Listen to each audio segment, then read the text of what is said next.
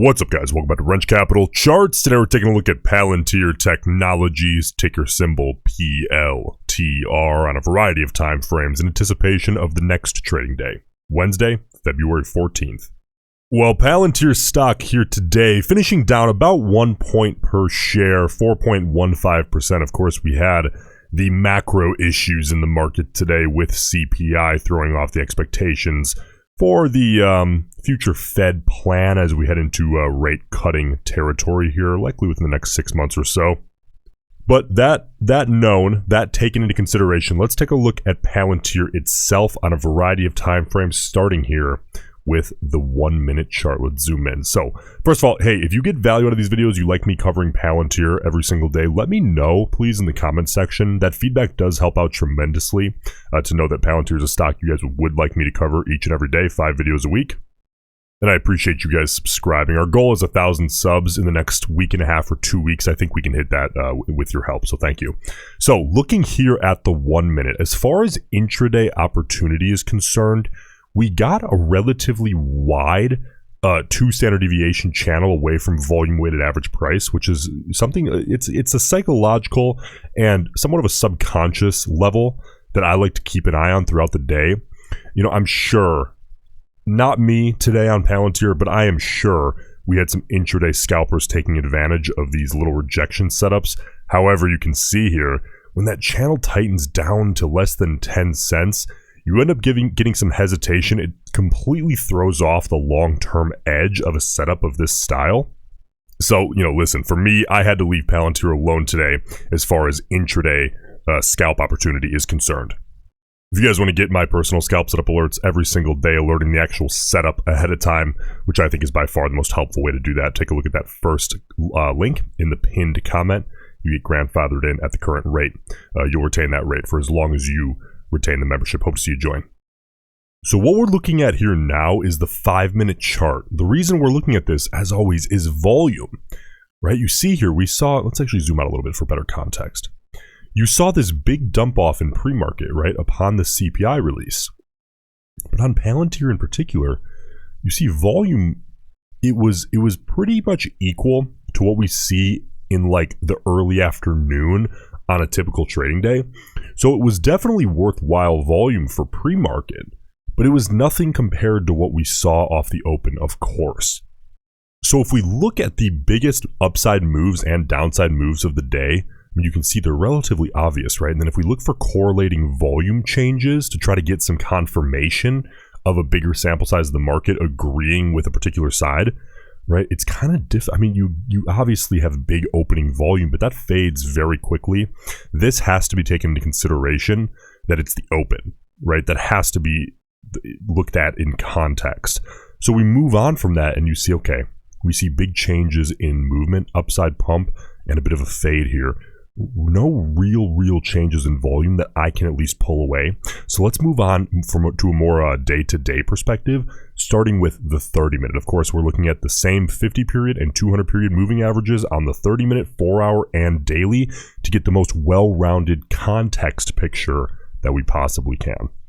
So here on the 30 minute chart, this becomes very obvious. We're currently within a channel between the 50 period and the 200 period moving averages, okay? As of right now, we're about 1.5% away from making an upside test of that 50 period and approximately 3% from making a downside test of that 200 period.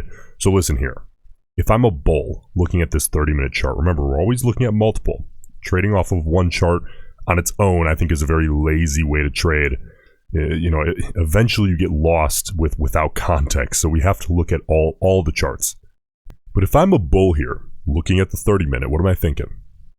Well, clearly I'm thinking I want to see a break and hold of that 50 period as support, right? Because we saw that break downside and then treat it as somewhat of a resistance level here today.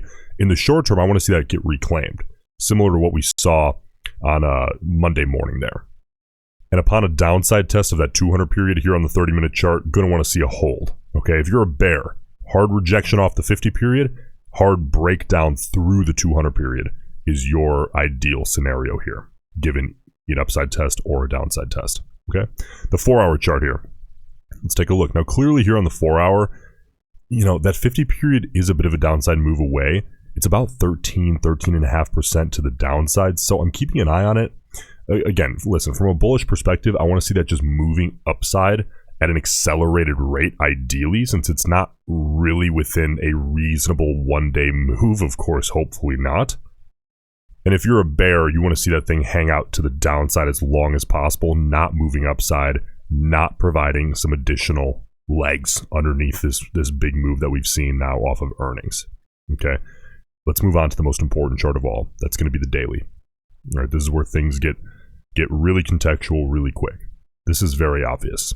Okay, here on the daily chart, this turns into a psychological and technical party here. We're currently, if I'm a bull looking at this daily chart, I'm thinking two things. Upon a retest of that $23 technical level, hold it. Okay, ideally though, priority number one is to reclaim 25 bucks a share. Really. Okay, whether we see a retest of 23 and hold it and then rip up toward 25, or we just head right to 25, either way, that's what I'm looking for if I'm a bull. If I'm a bear, number one thing I do not want to happen is to reclaim 25. If we see a retest, fade hard. Ideally, break downside toward 23 and break down through 23 back toward that 21, 2130 region that we've seen behave at such a technical level in the past. Now, let's take a look at the options chain bias here on Palantir today. We have 718,000 contracts traded today. That's a pretty good sample size. We can get some good data out of that. Look at this. Overall call put ratio, 367,000 calls, 350,000 puts, leaning slightly to the bullish side. Now, what's interesting about that is we're actually seeing, if you look at like SPY or the Qs, both of those are leaning relatively bearish here today on the overall front. So we're seeing Palantir hang on to what has in the recent past been a very heavy bias call put ratio. Okay, but a little more undecided today as expected. Right now you have a zero, given the move is what I mean. You have this 0 to 20 delta, the short-term speculators, a little less undecided here. We have 79,000 calls, 182,000 puts, more than double the short-term bearish speculation compared to the short-term bullish speculation. Okay, but you go out to the in the money and the deep in the money calls versus puts, and we're back to a pretty heavy bullish lean. That's going to be those mid and long-term speculators leaning bullish here today. Now that's also very interesting because that's a pretty heavy bullish lean. Again, in SPY and QQQ today, we were actually seeing in the money and deep in the money bearish lean.